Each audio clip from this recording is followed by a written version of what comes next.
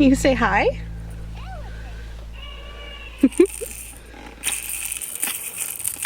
Good job, bud.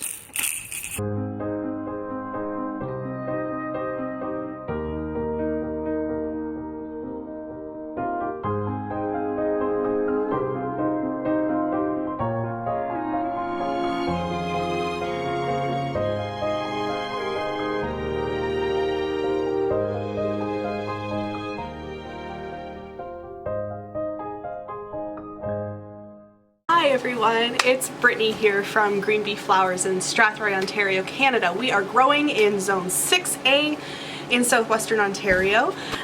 So I wanted to talk to you today about literally everything that has been happening at the farm over the last couple weeks. So after our last video, we had not a deep freeze, but some very, very low temperatures again.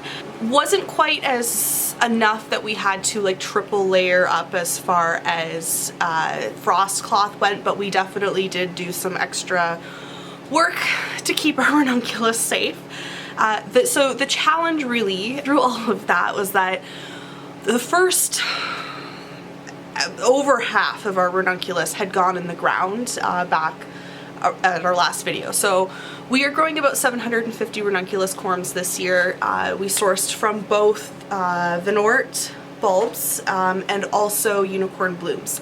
Both of those are providers that are available to us in Canada. Now unicorn blooms brings in the Italian ranunculus and Venort has smaller ranunculus corms, equally as beautiful, but they are definitely a slightly smaller bloom. So all of our pre-sprouted ranunculus that we started back on February 1st or 15th that were from our Venort order, those went in the ground back over March break. So if we go back to that video, it was I think March 15th and we were putting our ranunculus in the ground. It was beautiful, it was sunny, I was really excited about it. Well, a week later, we definitely had a cold bout. The good news is that most of the ranunculus did survive. Actually, I don't think we really had any losses that I wasn't expecting from transplant shock anyways, but they did get a little bit cold.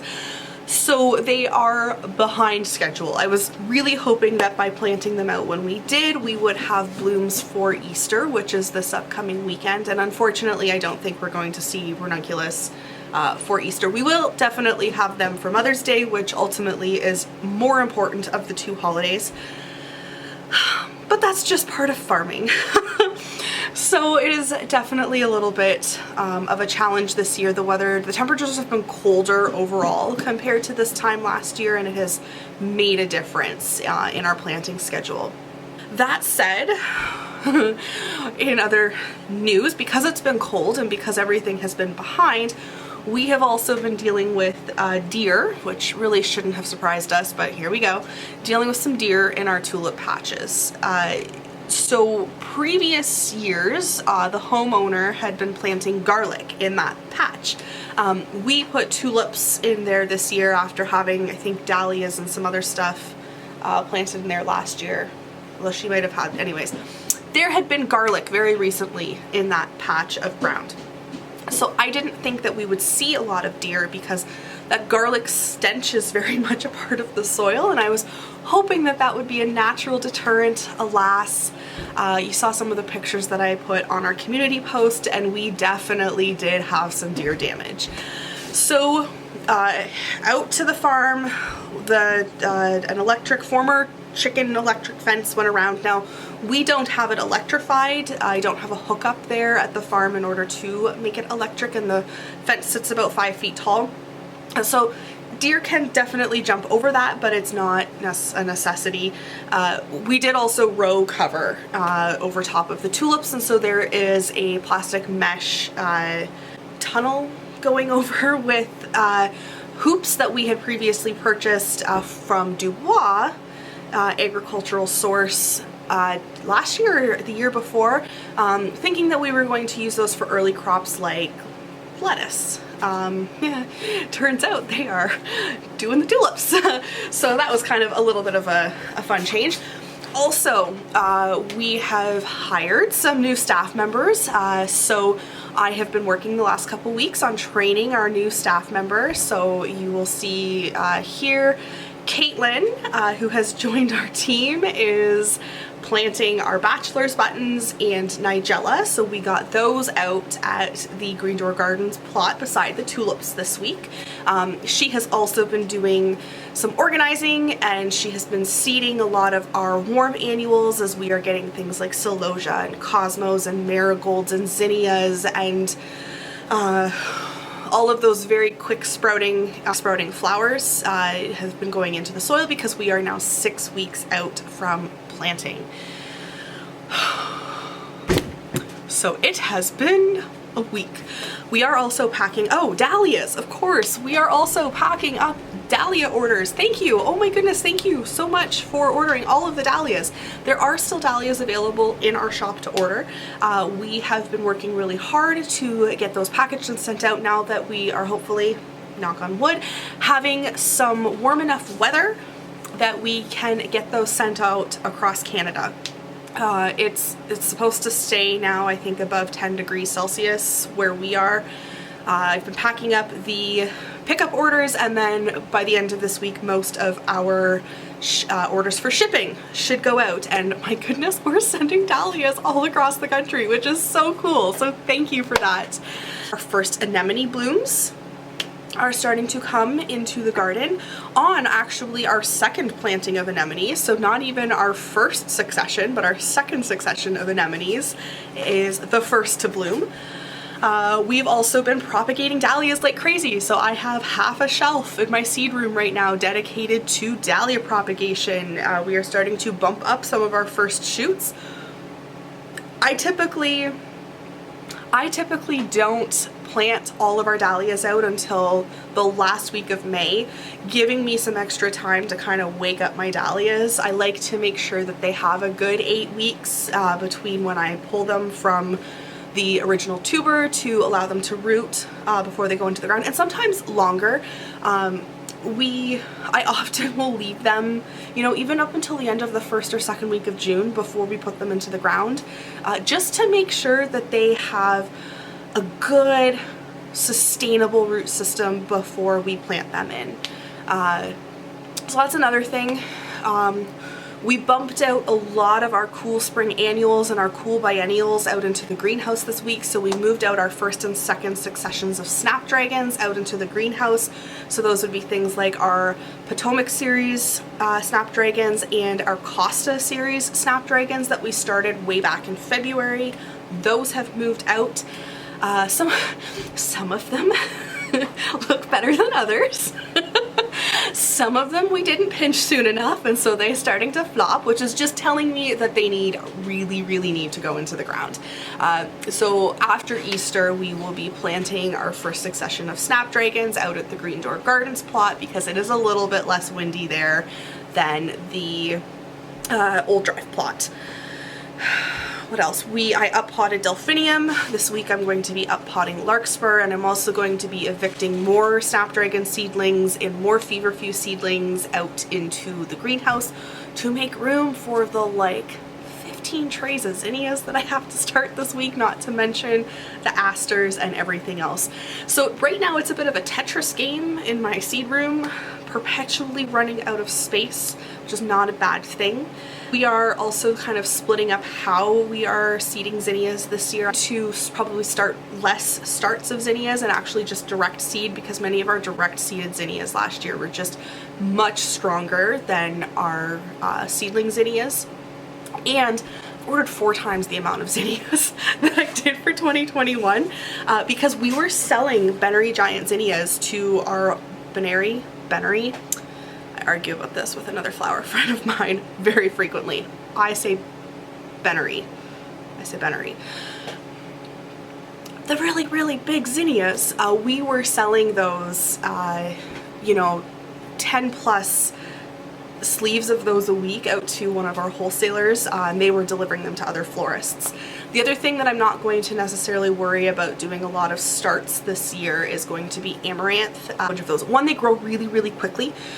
Two, it's easy foliage to see, so once they get going, they're very easy to weed around. And three, I have so many to plant, like so many. The old drive plot right now looks very barren.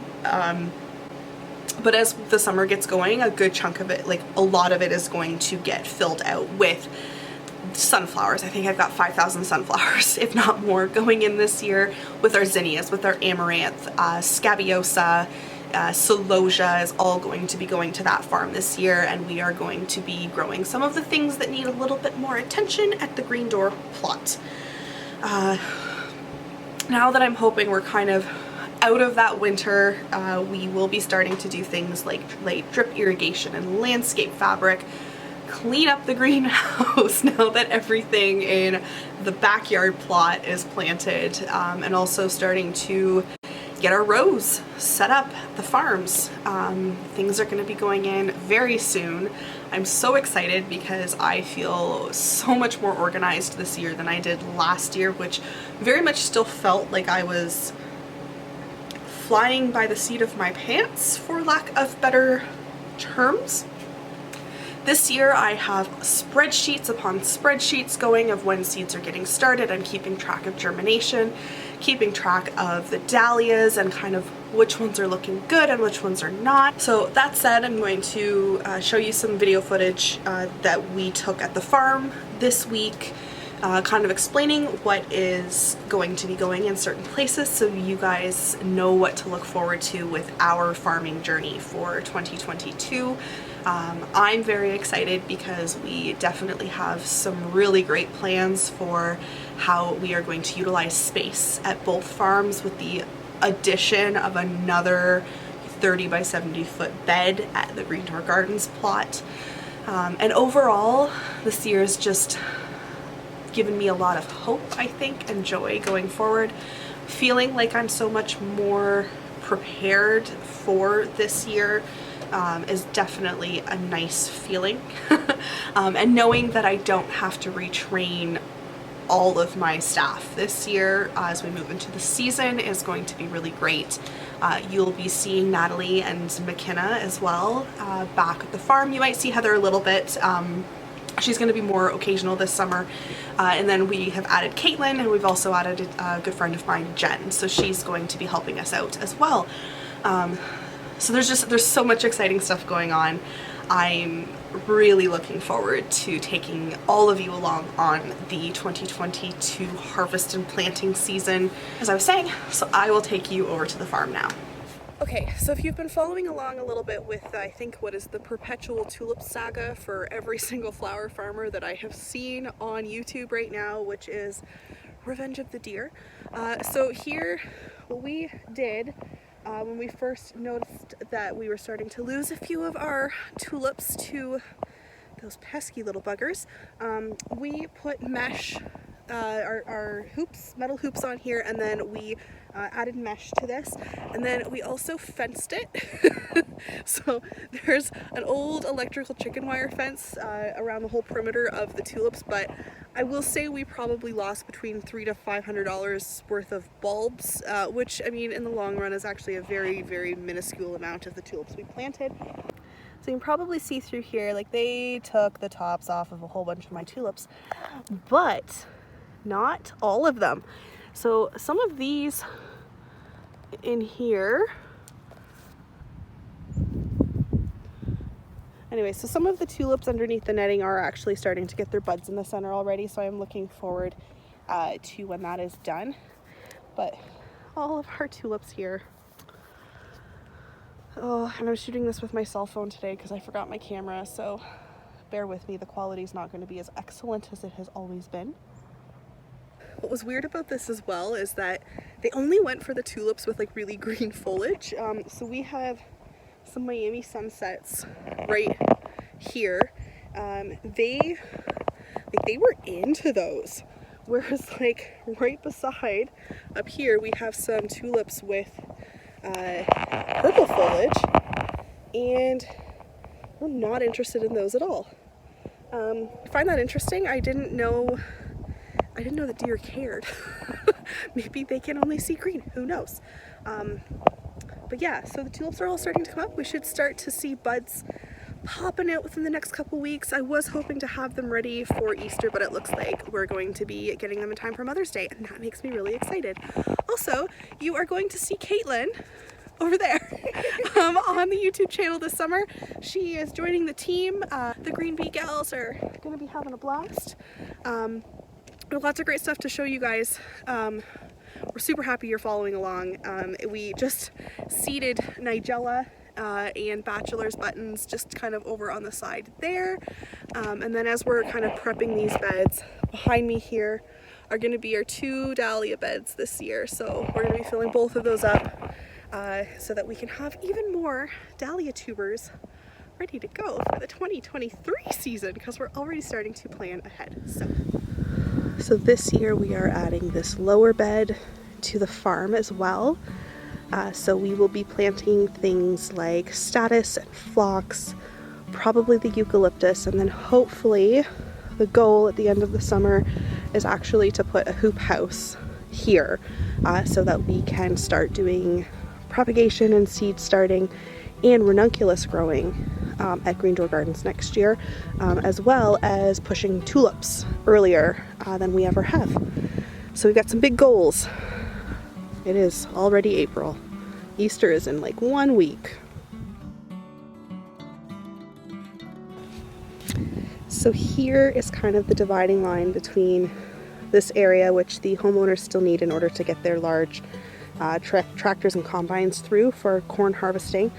But you can see the line down the center here. We are actually going to be putting up a hydrangea hedge here, likely limelights, to kind of provide a bit of a windbreak along this area. And then this first section of the farm over here is all going to be perennials and biennials. So in the next couple weeks, we are going to be planting out larkspur, delphinium, and foxglove out in here beside the daffodils, leaving a bit of a space because I have like another 600 daffodils coming for 2023. And then up you can see where the truck is. In front there, we are eventually going to be putting in peonies. So we will have a nice big, hopefully big, patch of peony roots here. And then I would also like to create a space for some roses either here or just on the other side of where our biennials are going to go. Hoping as well that we'll be able to get a hoop house up here at some point. This farm is colder and windier though, so the likelihood is that we will stick to field flowers here and focus more of our other efforts at the Green Door plot. But you can see like the daffodils look so good. So they're a little behind the tulips. Again, not surprised. It is windier and it is colder here at this farm, but there's about 450 to 500 daffodils planted here. So we'll be raking in the blooms there soon too. God, I love April. Such a good month. So that's all for me today, guys. Thank you so much for joining us. I'm so happy, like I said, that you are here. If you have any questions, of course, don't hesitate to comment below. And I want to know what the first bloom you think that we are going to see for the 2022 season is going to be. Will it be our tulips, which are starting to bud up, or is it going to be that anemone that is a bit of a champion in my garden right now? We know it's not going to be the daffodils. We do know that. So anyways, let me know what you think below. Thank you so much for watching. If you enjoyed this video, please like it, and definitely if you're new here, we would love it if you would click that subscribe button. Have a great day, everyone. Bye. Joseph lost his first tooth this week. You say, yeah, I was the first one in my kindergarten class to lose a tooth.